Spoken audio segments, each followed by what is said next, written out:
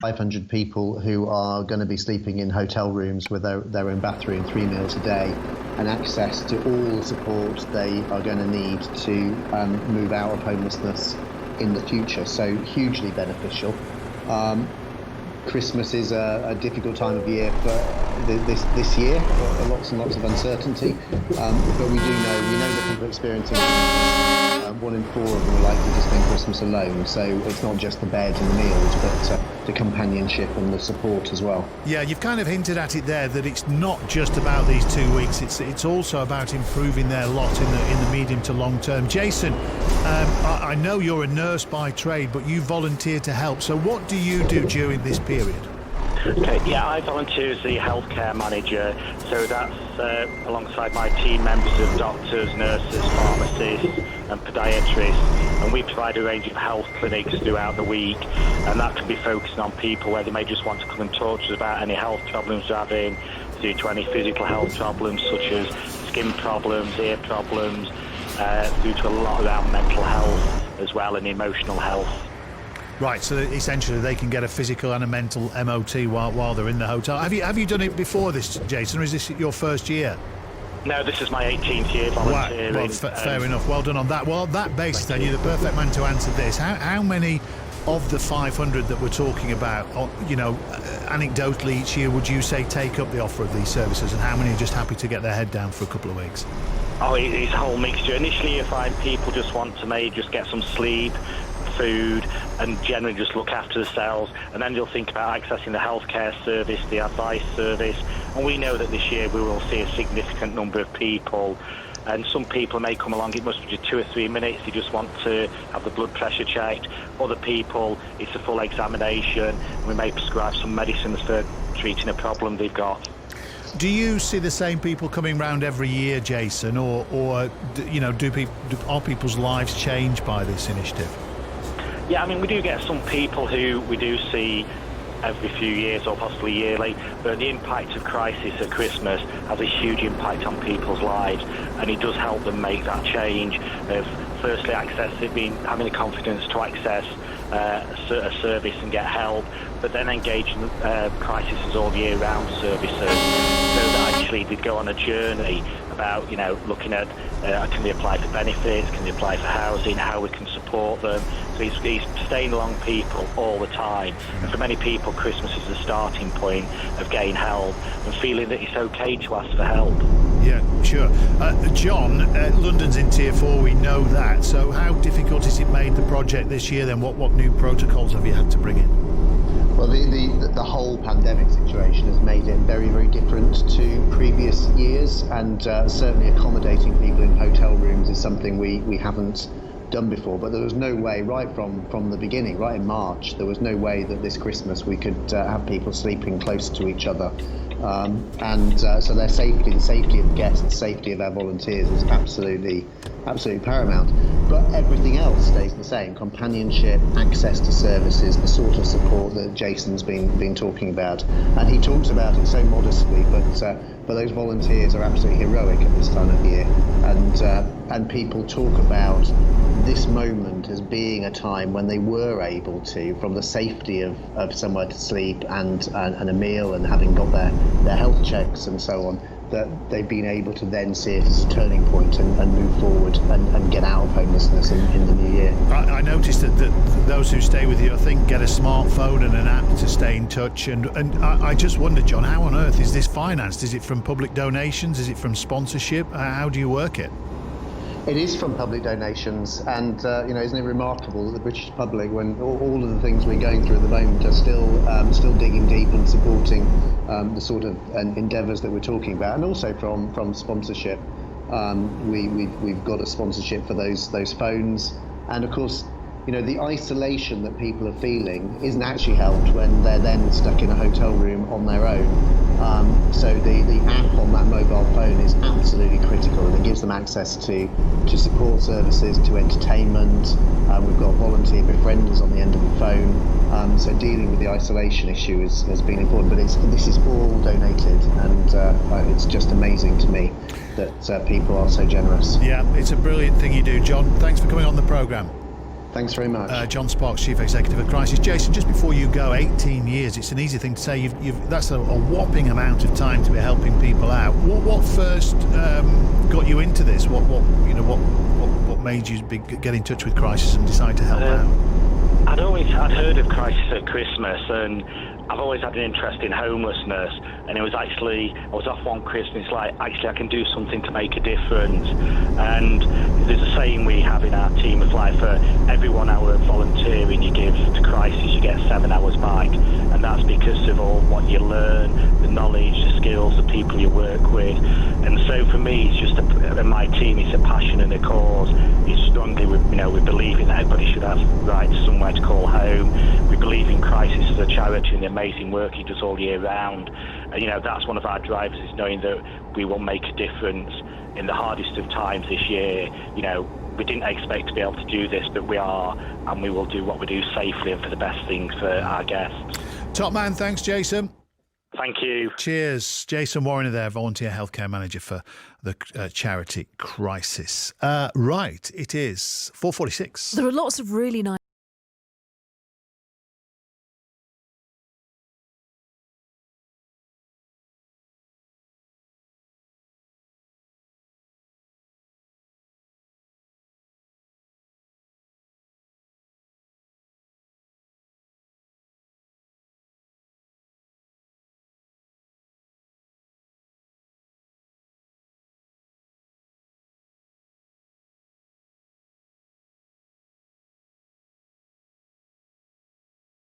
string of cherry tomatoes like you might get on a vine from the supermarket.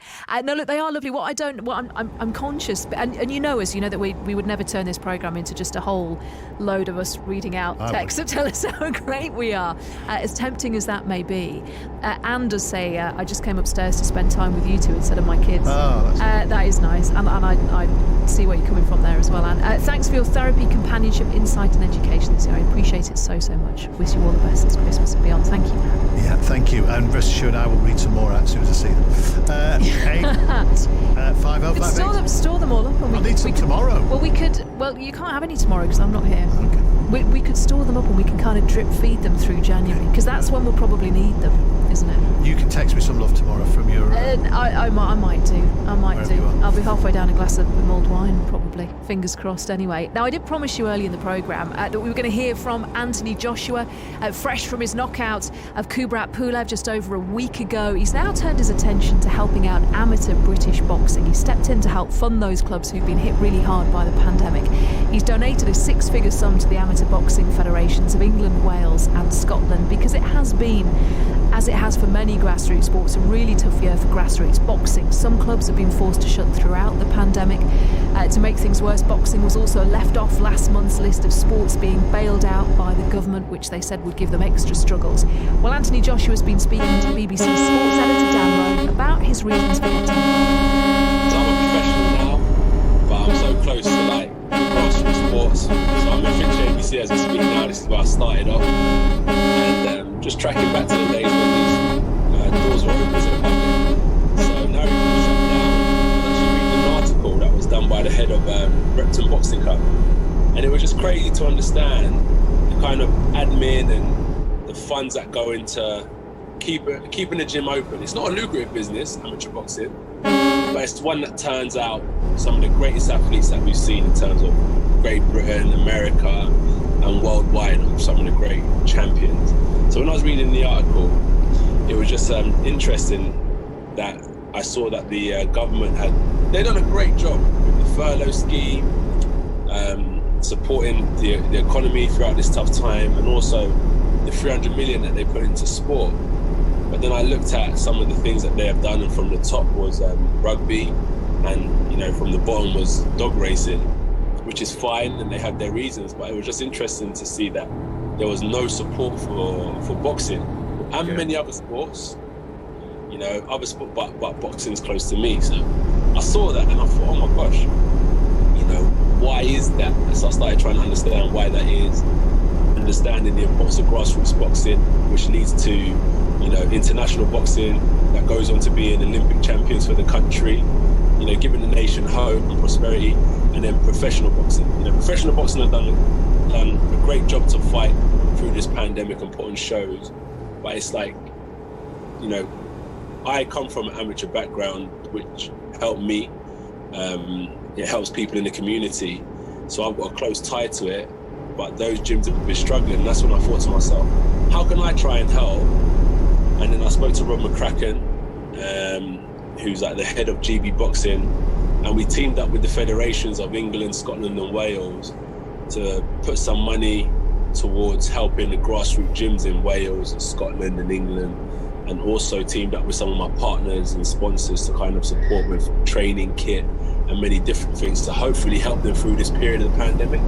And think of a sustainable solution that can, for now, what we're trying to do is get them through this period, and then while they're getting through the period, we'll think of a sustainable solution to continue this process. Because I understand, like, when I read the article, it made me realise how difficult it is for these clubs, also how beneficial it is for the community when the gyms are open. If I may, I'm just going to ask you about next year, because we're in a tough time right now. We need reasons to be looking forward to next year, quite frankly. Yeah. How big an occasion will it be if this historic unification fight with Tyson Fury is able to be organised? I mean, how exciting a prospect is it for you sitting here now? It means everything to me. I'm dealing with my mandatories one by one.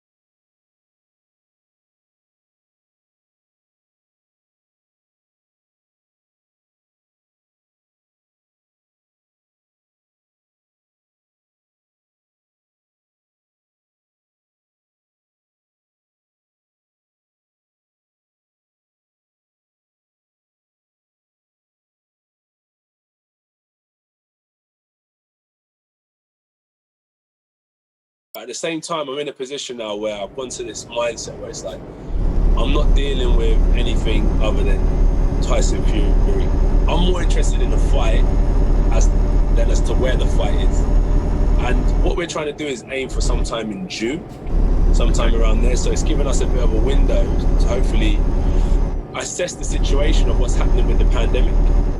Because rather than planning for like a February, March, we don't know what's going to happen. So push it toward June in the later end of the year.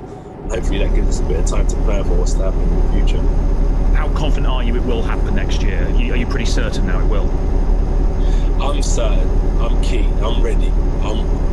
We can do it back here in Finchley if we have to. Honestly, it is about Tyson Fury, but at the same time it's not. It's about me challenging myself and getting my hands on that WBC belt, because I want to be an undisputed heavyweight champion. That's legacy. And also, touching on this subject again, it brings the attention to boxing. And I think me and Tyson Fury, aside from the trash talk and the hype of the fight, we can do a great. Look, this is the biggest fight in history, and we've come from a little community gym. Give us some support, and who knows what the future can hold for the next generation. That's good stuff, isn't it? That's Anthony Joshua talking to our sports editor Dan Rowe. We're now very embarrassed by the lovely messages you're sending and too shy to read most of them. We're reading them all, but probably. We're reading them all. And we're sort of grinning smugly at each other, but we're not going to inflict them all on you. I just better. Stuart mentions among other things. He says you may not think you're the ones being the romantic element of the radio experience, bringing people together, but I beg to differ. One of the great joys from listening to you two is that you're more like a comfortable married couple. Well, we do bicker. Does that make you feel good? It's all right. Together with all the fun that naturally generates. Oh, does it? Well, Really? I think we have more fun here than we do at home. She said that. And also, Martin's tweeted, this is funny. He says, totally agree with what everyone's saying. The kids are back from uni when we're discussing who to invite for our fantasy COVID Christmas dinner. They included Lee Mack, David Mitchell, Rob Brydon, Matthew Bourne, but then I said Tony and Anna. Oh, that's lovely. He says, but don't get carried away with the compliment, as the response from my family was who? Oh. Well, you need to educate them then, don't you? Yeah. You need to tell them. They need to know these things. They're missing out. Just before we move on, the Football Daily podcast is available. You can stream or download it or subscribe at BBC Sounds. It's brilliant because driving home yesterday, listening to Chappers, Chris Sutton, Micah Richards, Jonathan Pearce and Rory Smith as well. It's a brilliant discussion about all things. So you'll hear it in the podcast. There's a Premier League title race and Liverpool pulling slightly ahead. Are Leeds United naive after they were beaten by Manchester United at the weekend? Also, you'll hear the rant from the Wolves boss after Burnley beat them yesterday when he had a real go at the referee and he's in trouble. The FA have asked him to explain himself as well. So Nuno is...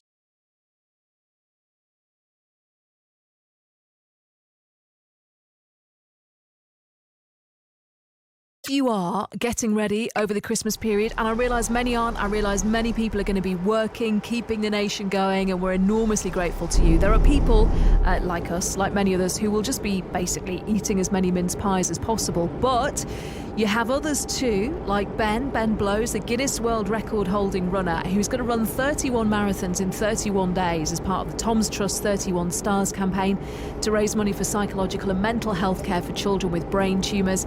He's on the line. Hello, Ben. Good afternoon. You sound very chipper. 22 marathons down, I think, so far? Yep, 22 done and 9 to go. Yeah, so I'm very chipper about that. How are you feeling mentally, physically, emotionally? Mentally, I'm feeling pretty strong still. Emotionally, I'm all over the place. And physically, yeah, I'm aching and I've got a few knocks and it was a painful run today. But, you know, as I said, the end is in sight. There's 9 marathons left. Yeah, well, this is it. I mean, you've broken the back of it. You've done more than you've still got to go. I wonder, how do you when you're doing marathons day after day, what do you need to strap up? What do you need to look after to actually keep yourself going?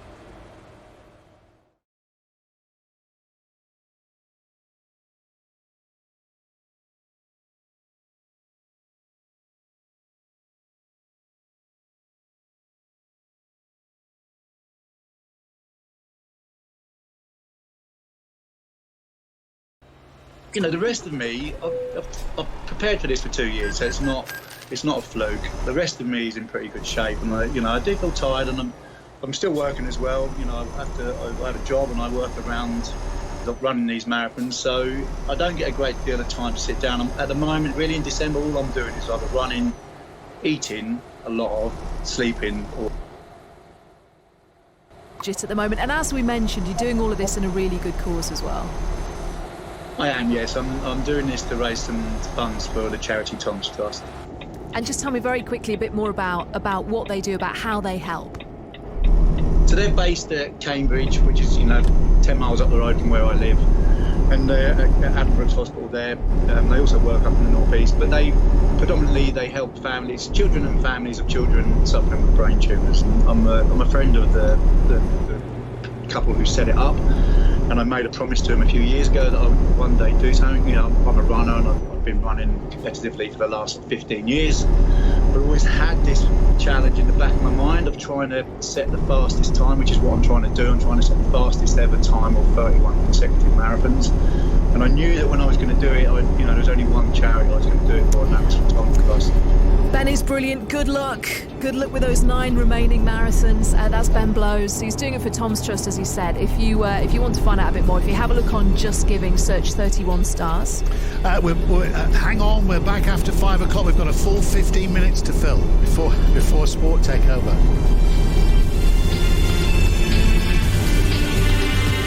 On digital, BBC Sounds, smart speaker and online. This is BBC Radio 5 Live. BBC News at 5 o'clock. This is James Kelly.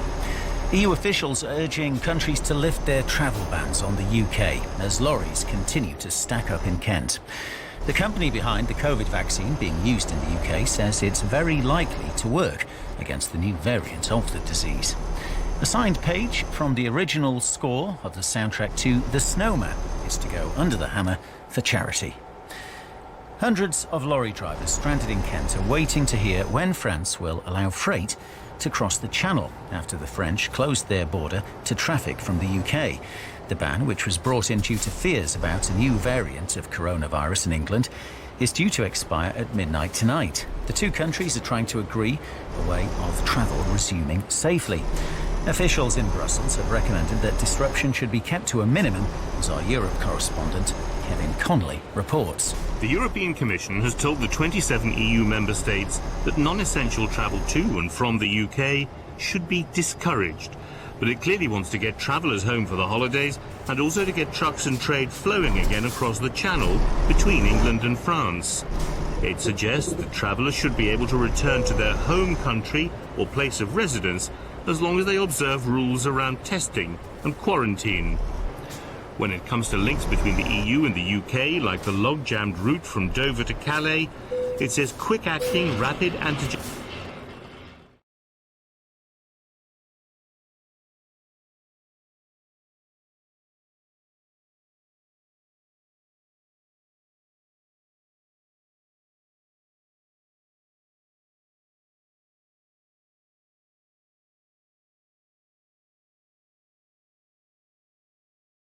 To find some place to sleep, it was so difficult for us. We are tired, we are disappointed, we are afraid we will miss our Christmas with families. And I have called everywhere to ask if they can help us, and no answer. Nobody knows now.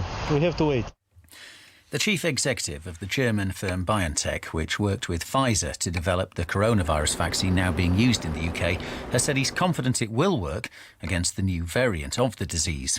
Ugar Zahin also said that if a new vaccine was needed, it could be produced quickly. We can directly start to engineer a vaccine which completely mimics this new mutation, and we could be able to provide a new vaccine technically within 6 weeks.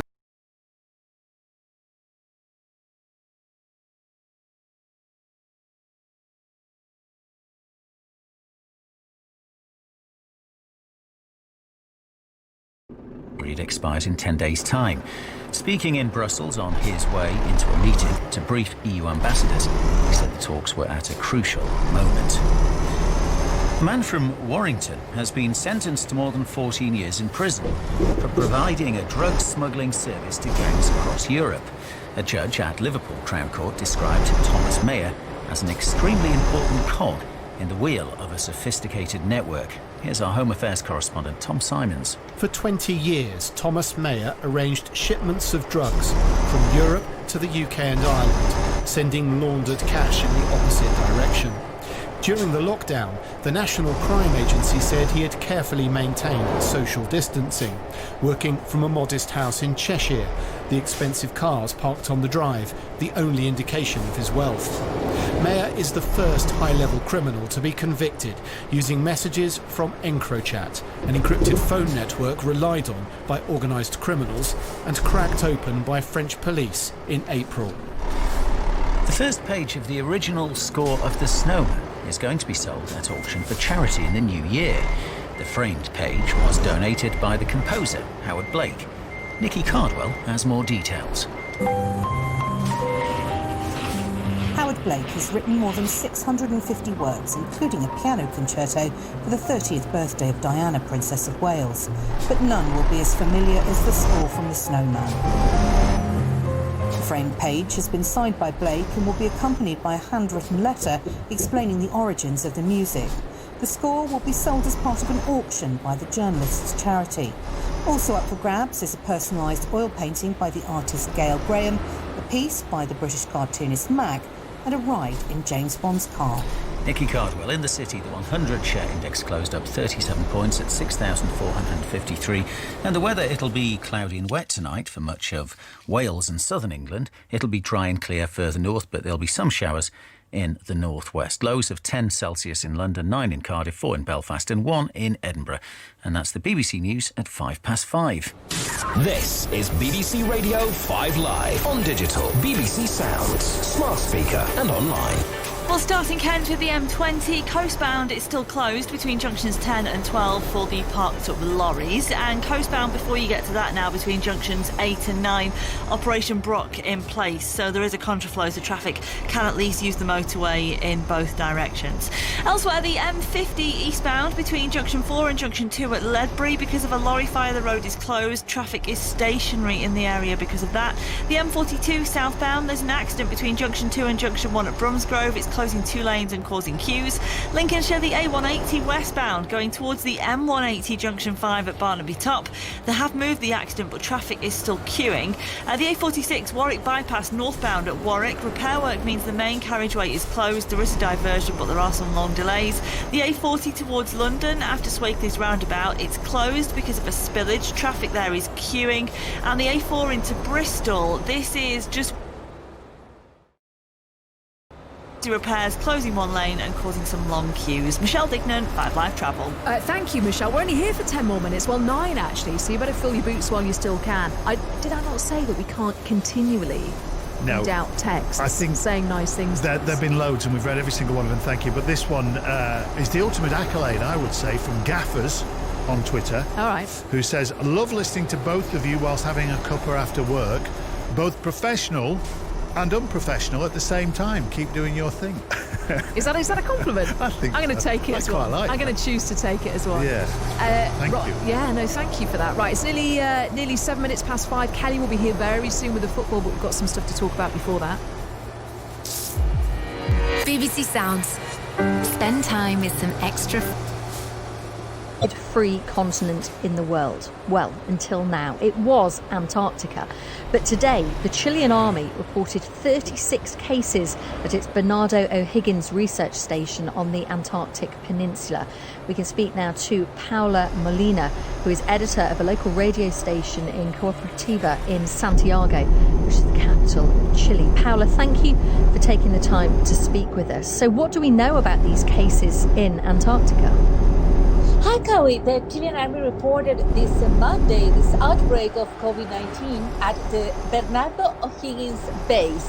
A total of 36 people were infected, including the military and members of an external maintenance company. According to the army, the COVID cases are being monitored with support from the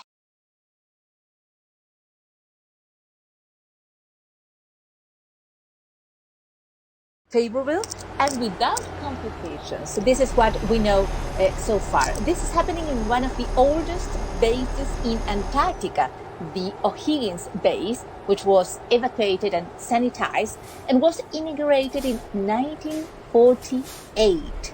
The base can hold up to 60 people, but generally maintains around 40 during the summer and about 20 during the winter. This is what we know so far about this COVID outbreak in Antarctica.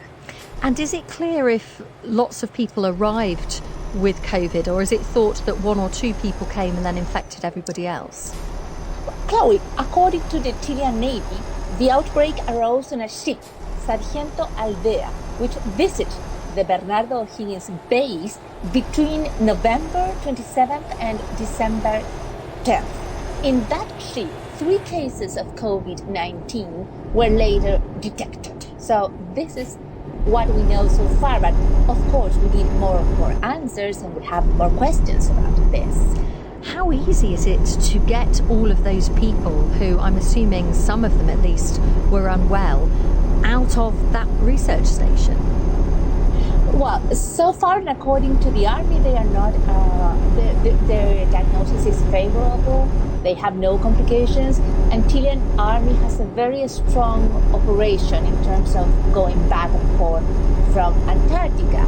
Actually, there is a lot of scientific activity in Antarctica, and this season, the Chilean Antarctic Institute planned to carry out 47 scientific activities and with 170 researchers in Antarctica. So there's they know how to do this, and they know how to do this well.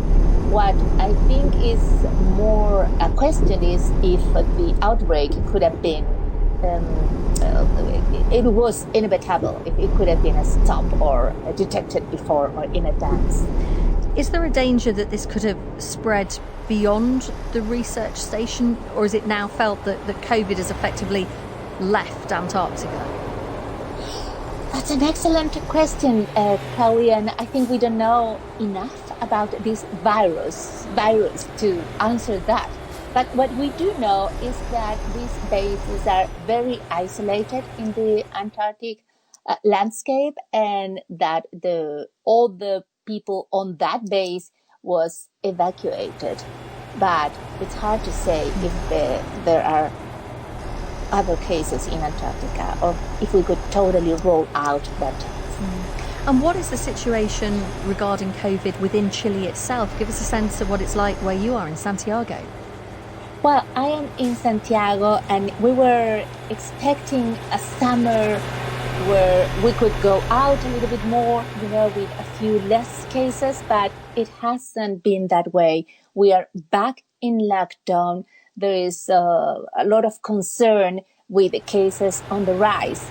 Actually, the closest Chilean city to Antarctic, Punta Arenas, at the end of South America, is one of the communes with most cases in Chile. So things are not going well in Chile in terms of COVID cases. We are on the rise, just as it's happening in other parts of the world, even if it's summer.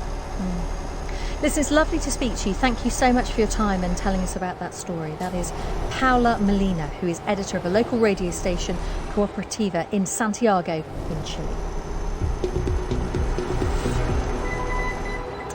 Now, over Christmas and the New Year on OS, we're going to be looking back on the year of 2020.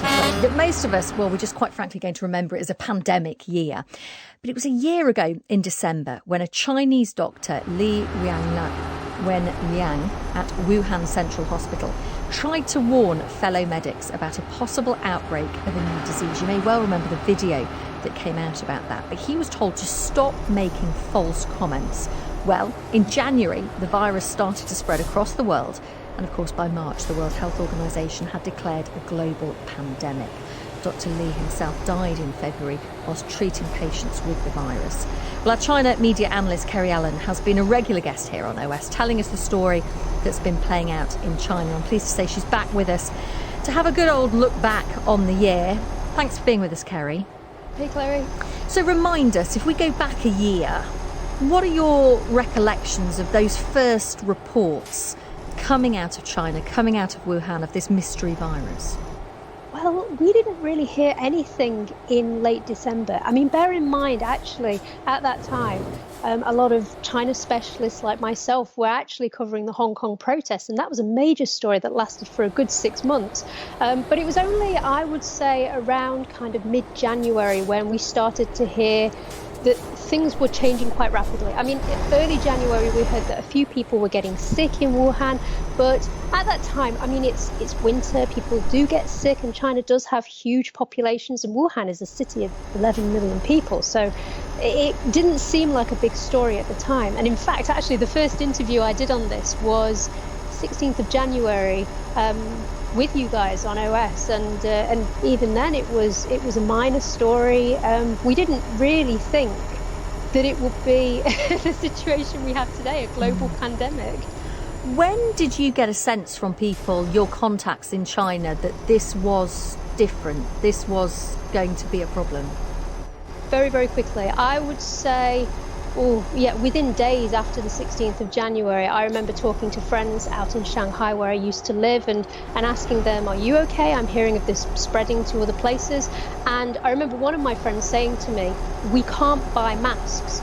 And in China, I mean, one of the things that's quite normal, even going back a decade, is in winter you will see people wearing masks anyway, very much as a learning point from SARS back in 2003. So, and China's got a huge manufacturing industry. So if anywhere is going to be mass manufacturing masks, it's China. So hearing from my friends that they couldn't buy masks and they were asking me, could you send some over from the UK? That for me was a heart-stopping moment of, wow, this is really quite serious. And yeah, the cases at this point we were hearing by the day, there were literally climbing by the thousands. You know, more and more people just each day were being confirmed with COVID-19, and the death rate increased very, very dramatically as well in Wuhan. So around January, it was a heart-stopping time.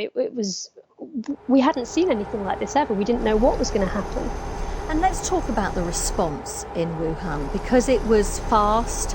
It was very strict. I mean, I remember the first time seeing the images on TV of people in sort of full head-to-toe PPE, literally dragging people out and forcibly removing them from places. When we look at how Wuhan dealt with that initially, can it be seen as a success, or as some people say now, do we get a sense that we don't know the true picture of what happened there? I think both. I mean, it is a success that China has managed to get this under control, particularly in Wuhan. I mean, at its peak, there were 50,000 cases in Wuhan, and literally within weeks, when they were in the 10,000s of cases, the government said, we're going to build 2 hospitals that are going to provide 2,000 extra beds. And they did this within a fortnight, within 2 weeks. So suddenly these new hospitals were built, and yeah, bearing in mind China's huge population, it had the capacity to send medical workers from different areas. So thousands of doctors, thousands of nurses piled into the city to work at these extra hospitals. There's very few places in the world where that can happen. So yeah, in a sense, that is a success. But at the same time, there were major criticisms, both from internationally and domestically, very much targeted towards how the Wuhan authorities handled this in the first place. I mean, in China, there is a lot of bureaucracy, so people got the sense that local governments were not acting fast enough. They were waiting for a message from the higher powers. And the timing of this, it was close to Chinese New Year. So it's meant to be kind of like Christmas. It's a time where everybody gets together and celebrates. It's a really happy time. And with this cloud hanging over China, the people in Wuhan didn't really want to disrupt that. So they left it too late. People do have that sense in China that local officials should have acted faster. And now, what sort of measures are in place? I mean, I'm just thinking about what's happening in the US right now, lockdowns across Europe. In China, are there any restrictions, and how many cases are there? Well, there have only been 2 cases in the last 24 hours out of 1.4 billion people. So China very much has this under control. And what it's managed to do in order to prevent localized outbreaks is the moment it hears of asymptomatic cases. I mean, there are people in high-risk industries who are tested regularly. So people who work at airports, at ports. China has the sense that it's detected COVID-19 on cold chain products, so these people are being tested regularly. And if a person tests positive without symptoms, very, very quickly, anybody they've been in contact with is tested. Anybody who lives in that vicinity. The moment a person becomes symptomatic. I mean, this actually happened this week in one city in northeastern China, a place called Dalian. One person developed symptoms, and the whole city is going to get tested. But very quickly, roads were shut down. People were told, if you visited this restaurant in recent days, go and get tested. If you're linked to this person in any way, if you're on this street, get tested.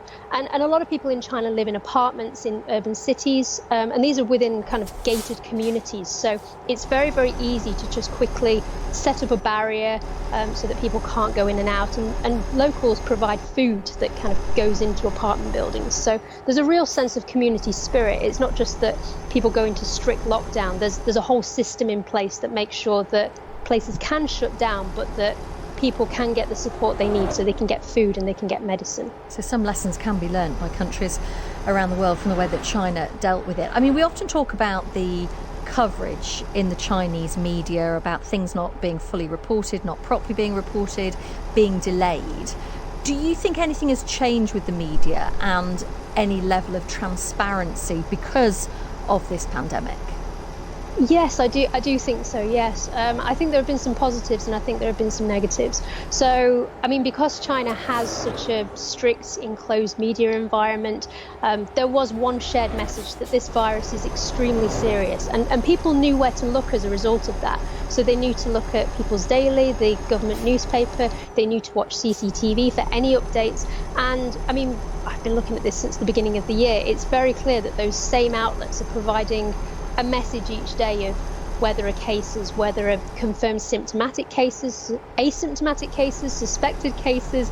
Literally, people have a one-stop shop for knowing where they go to get information, and that has been very good. But at the same time, yeah, when we think back to Wuhan, there were a number of citizen journalists who tried to provide the picture there of what they were seeing on the ground, and some of these have been arrested and they haven't been seen since, actually. I mean, there's going to be one journalist who's going to be standing trial, Zhang Jian, by the end of the year. And she might get prison time because she was trying to get a message out to the West. So, yeah, I mean, in one instance, it's been good as a form of informing people about what is going on and really getting people to acknowledge that this is a serious virus. But at the same time, China has one message, and it's its government's message. And as a result, we may never know the full picture of what happened in those early stages. And one thing some people suggest around the world is that actually this was actually in a Chinese laboratory and it escaped. It was made by the Chinese and somehow managed to escape. And I know lots of people have conspiracy theories about this, but it is interesting that the World Health Organization team is going to be allowed into China to investigate the origins. I mean, that's quite unusual, isn't it? I think this whole year's been unusual. True. But yeah, I think, I mean, China has wanted to say in recent months throughout that it's been cooperative with the World Health Organization because it's been so transparent each day in the number of cases it's got, and also how fast it's been in introducing new measures and tackling the coronavirus. With regards to the visit next month, there hasn't been a lot of media coverage on this. I mean, China has said that it's not going to be some kind of gotcha moment that people are going to suddenly discover that this happened, it was developed in a Chinese lab.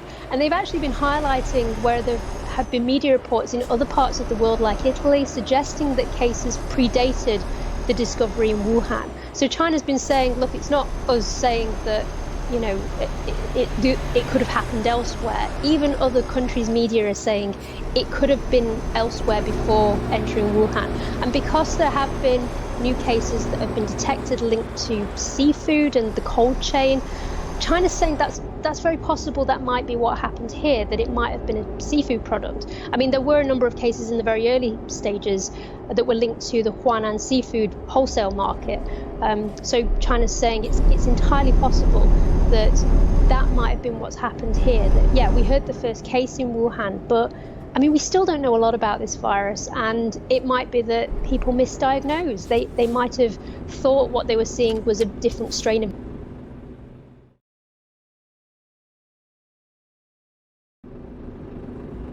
Kerry, good to speak to you as ever. That's our China media analyst, Kerry Allen.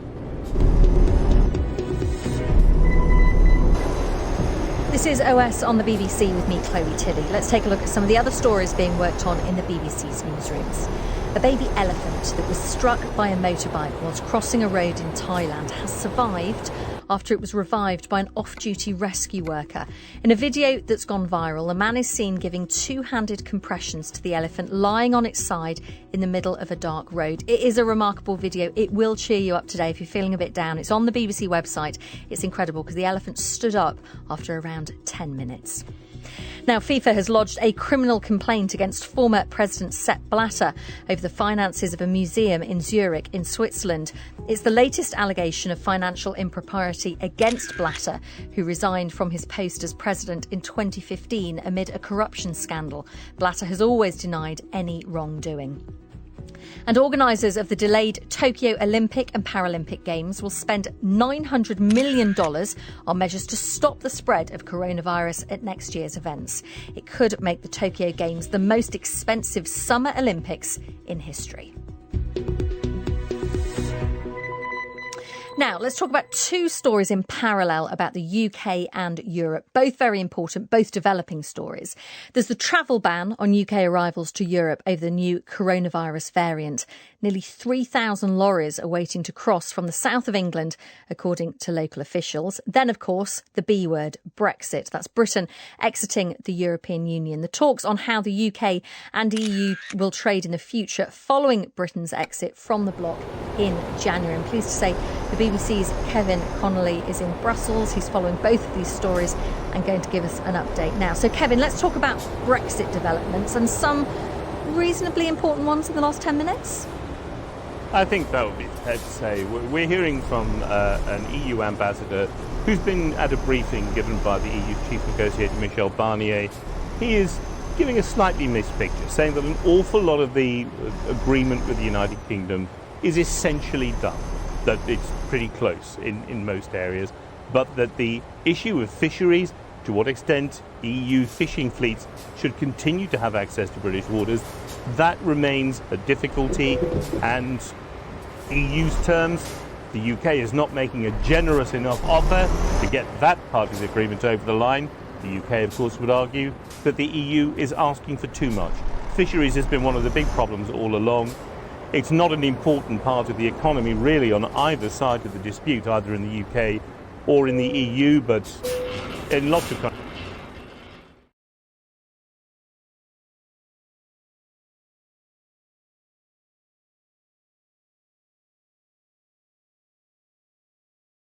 On discussions beyond the deadline on 31st of December, if they can, because they feel like they're getting close? Well, the hint is that the EU is prepared to go past the 31st of December. The problem is, of course, that as things stand legally, that is the end of the UK's transition period and therefore the end of the UK's relationship with the EU single market and with the customs union. So a lot is going to change on January the 1st. Now, the conventional mechanism for extending that would have been to extend the talks process under something called Article 50 of the EU's founding constitutional document. In fact, that's no longer possible. That would have had to have been done much earlier in the year. So if you do want to carry on talking beyond the 1st of January on the current terms, then you're going to have to find some legal loophole to allow the talks to continue. Not beyond the wit of man, but not, I think, easy. And what most people in Brussels think anyway, I think, is that even if there's no deal during the current UK transition, then free trade talks between the UK and the EU are bound to resume sooner or later anyway. So we will be back discussing the same portfolio of issues at some point in the new year. The EU would say you may as well do that sooner rather than later. Let's talk about coronavirus and these lorries that are parked up in the south of England trying to get over to France. So tell us what the latest is on whether this is likely to be resolved. Well, the European Commission does have ideas for resolving this. It is saying to its member states, look, we shouldn't really have this blanket ban on flights and trains going into the UK, but we should discourage non-essential travel while allowing people to come back to their home countries or their countries of residence and then obey the testing and the quarantine rules. So they've tried to get the wheels moving again on the transport industry in general. But of course the problem that's making the headlines are these hundreds and hundreds of trucks stuck in the English port of Dover waiting to come back into the continent of Europe.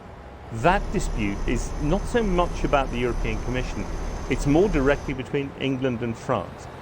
How are you going to make sure that those truck drivers are not carrying a new strain of the COVID virus into Europe? The French want testing. I think the British want very quick and simple roadside testing. It feels as though the French are holding out for more complex and slower testing, which involves going through a laboratory. So that appears to be where the debate is. A solution's been expected all day. We do not have one yet. Kevin, thank you for that update. That's the BBC's Kevin Connolly speaking to us from Brussels about both Brexit and also those trucks that are hauled up in Dover trying to get over to France. They're trying to get a remedy. Let's see if it happens.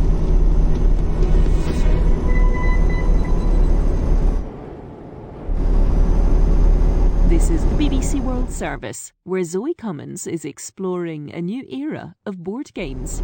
Some rely on our desire to be the ultimate winner, to battle it out on the board. You have to earn swag, you have to earn streets, and you have to earn skills to build yourself up and become the better rapper at the table. Others are about player collaboration. All the players work together in order to win, and if you don't coordinate carefully and communicate well, things can get far out of hand pretty quickly. In the last 10 years, we've seen something of a social consciousness that has caused board game designers to look at the theming they're putting behind their games. So how about tackling climate change or even bird watching? There's tons of ways to get points. Each bird has a point value on it. Eggs are worth points.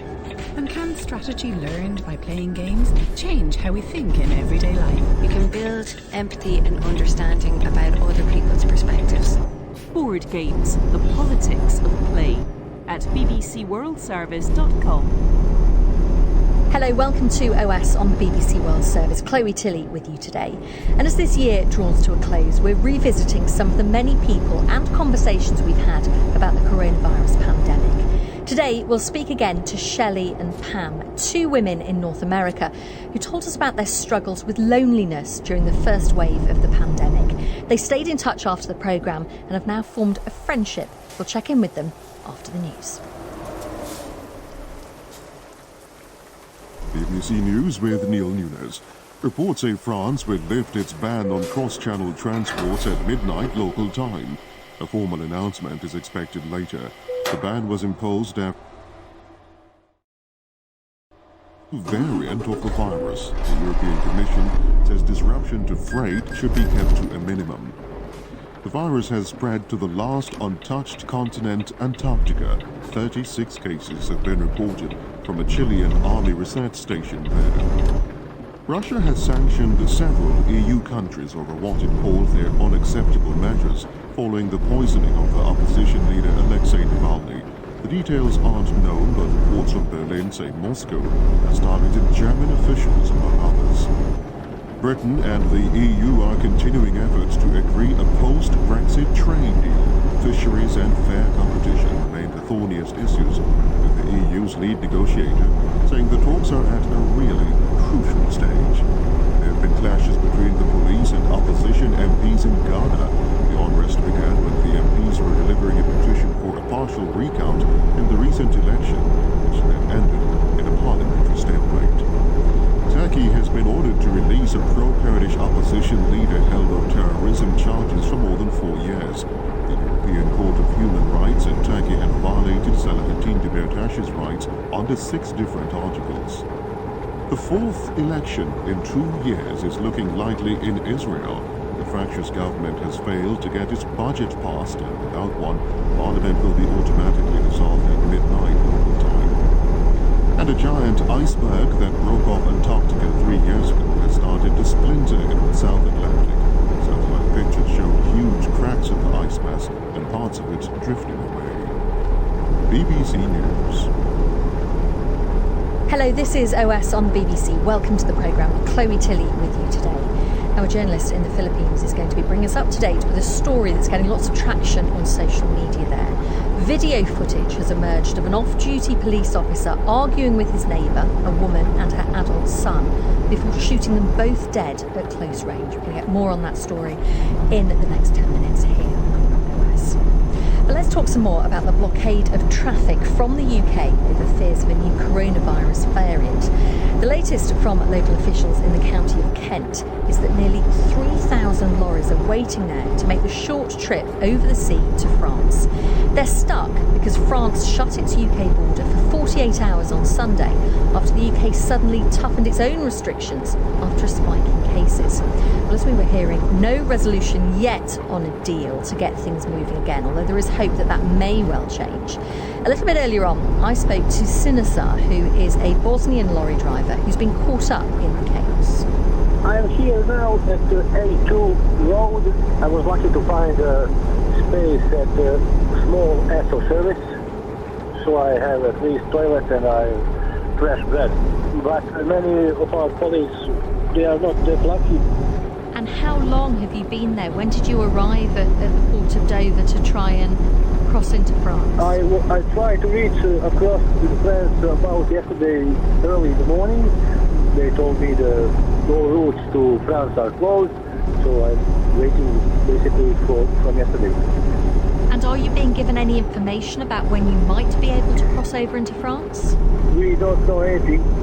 We're watching the news, we're calling our offices back in Europe, but no one knows for sure what's going on. How are you feeling about all of this? I know that sounds like a ridiculous question, but are you angry or frustrated, or do you just shrug your shoulders? All that you are saying, all of that, because it's all happened without warning, you know. We don't expect that. I'm here for 3 years. I never had problems at all. That's Sinsa, who's a Bosnian lorry driver who currently is stranded in the south of England trying to get to France. Well, we've been seeing reports that France is going to lift its ban on cross-channel transport at midnight local time. That's 11 o'clock UK time tonight.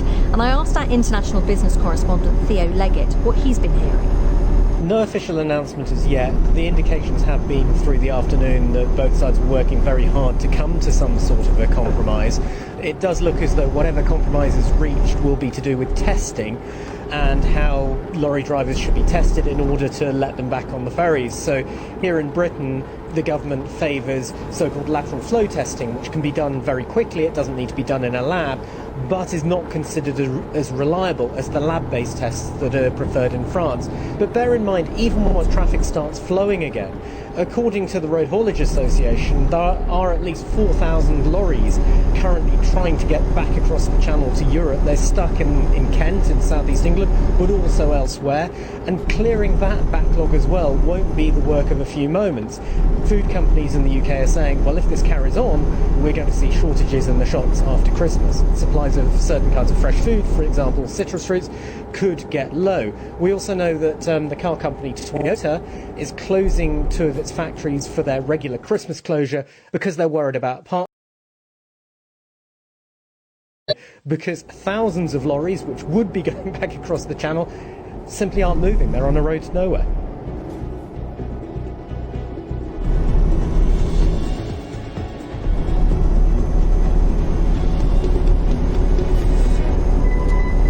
Let's head to the Philippines. The shooting of a mother and son at close range by an off-duty police officer has caused outrage on social media. The hashtag Stop the Killings is being shared widely, along with calls for justice.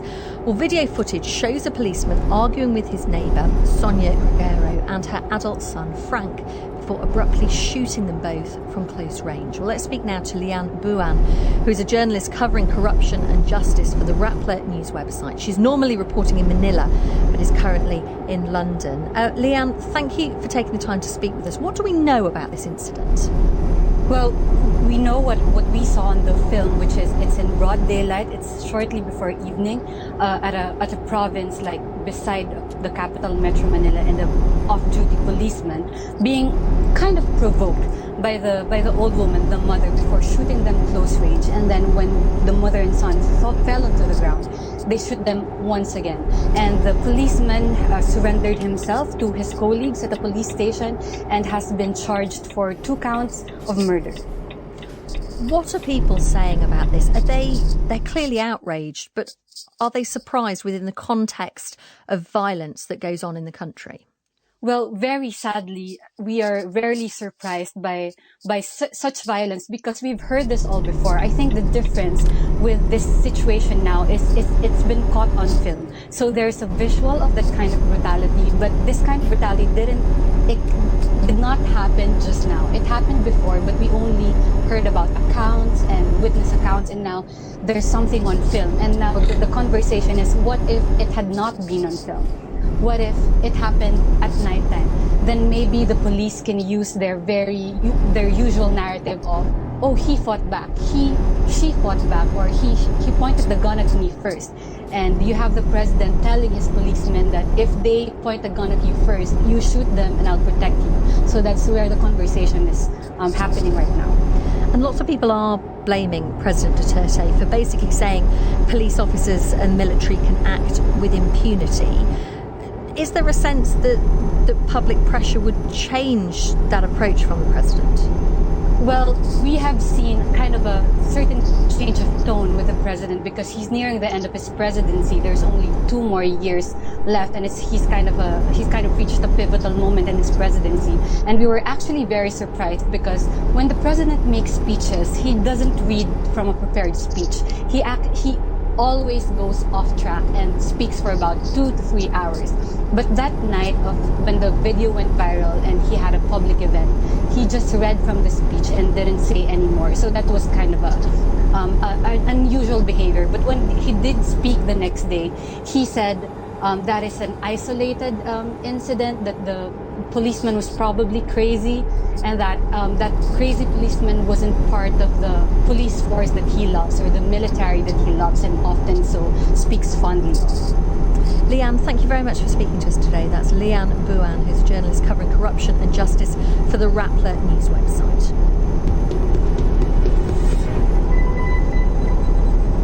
Chloe Tilley with you on OS from the BBC World Service. Let's take a look at some of the stories being worked on by my colleagues in the newsroom.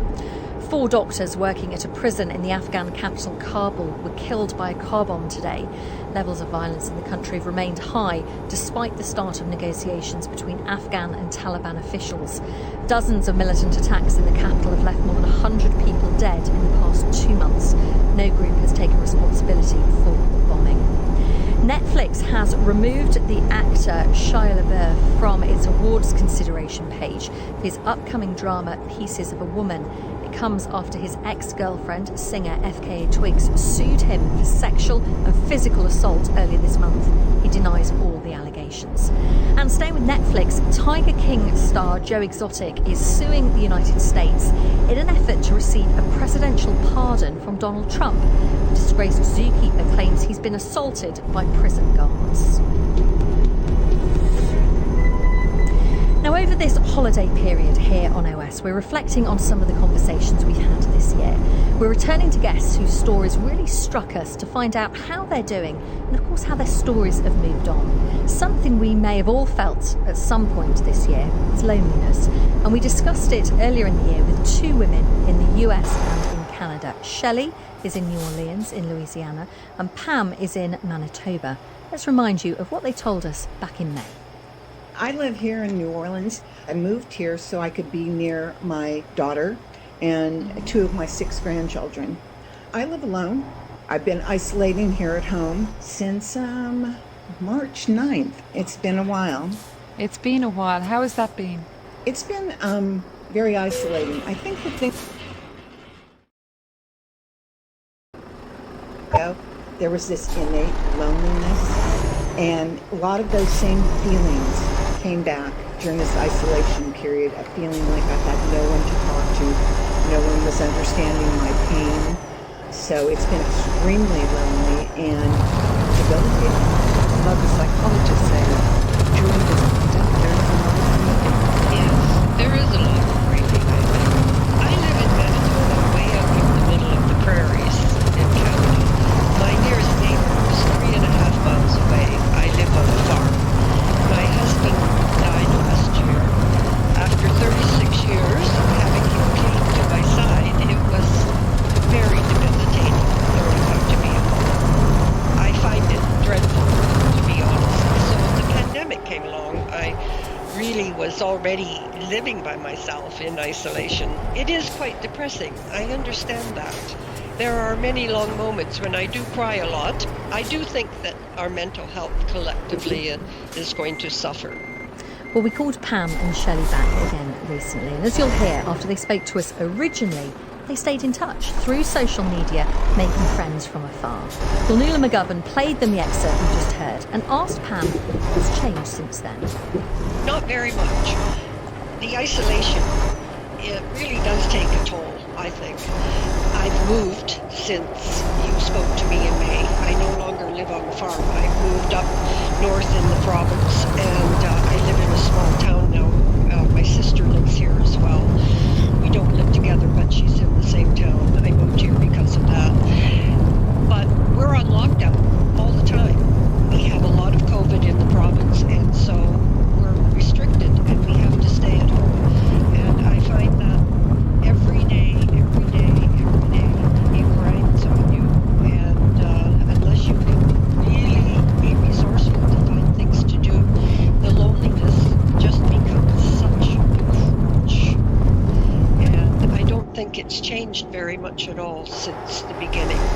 Oh, I'm so sorry to hear that. I remember you were doing that big move when I spoke to you last. Yes. What about you, Shelley, when you hear your voice from those months ago?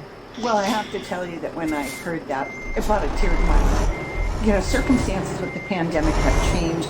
We opened up a little bit and it became a little bit normal. I personally have started to self-isolate. It is good in some ways because it makes you have time to do a lot of introspection. Some of that introspection is good. I've learned things about myself. Where others are more debilitating, I find that I do think more about my daughter who's passed. That's been pretty painful. But, you know, now that we're back in it, my hope is that if we can just go through these few more months of pain and we roll out a vaccine, that things will start to get to normal by maybe fall of next year. It's doable. We've already done 9 months. I agree with Shelley. I think it's doable also. You adapt, and really there isn't much choice. It's either live or die, in my opinion, and I would rather stay home and self-isolate and take heed of what our government is telling us and wait for the vaccine and do the right thing. I am in no hurry to die. You know, I'm 78 and I'd like to make it to 88, so I'm not going to push the envelope on this. I think we can learn to be patient. It's not easy. A lot of people can't handle it, but it's not much of a choice. You either do it or you run the risk of getting sick. I choose not to run the risk. I think one of the things that's made it difficult is that during this pandemic, people have responded differently. Plus, we're also experiencing pandemic fatigue. And with that, we've seen, you know, little pockets of people doing their own thing, and that's made it a little bit more chancy. It's also taken its toll on families. For instance, I opted not to go to Thanksgiving this year with my family, who was extremely disappointed and possibly didn't even understand that I was doing it for my own safety, because we had people coming from out of town. We had people in their 20s, which is, you know, known as a spreader group. I'm looking at possibly spending Christmas alone. It doesn't bother me as much as I think that it bothers the core group of our family who feel that their holidays are not the same without me. They want things to be the way that they were, and I think what I'm hearing from you is like they just can't be this year. Right, and I think that's normal. You know, the other thing, Nuala, that concerns me, and when I talked about having, you know, a lot of time for introspection, is I think that, you know, we talk about the frontline workers, all of the medical personnel that are going to suffer from post-traumatic stress disorder. I think that we're also going to see a wave of people when we finally do come out of this that are going to be struggling again with mental health. And I think that does point to the fact that we have isolated so much. I agree with that too. And I see that happening here as well. And the general mood, when I do have to go out for whatever reason and I have to leave home and I run into people, the general mood is very down and people are not happy at all. The mood is very restrained, and I can say right here in Swan River that there's absolutely no Christmas cheer this year at all. And people haven't put up their decorations like they usually do, which I find kind of sad, because every year we always all... And there's hardly...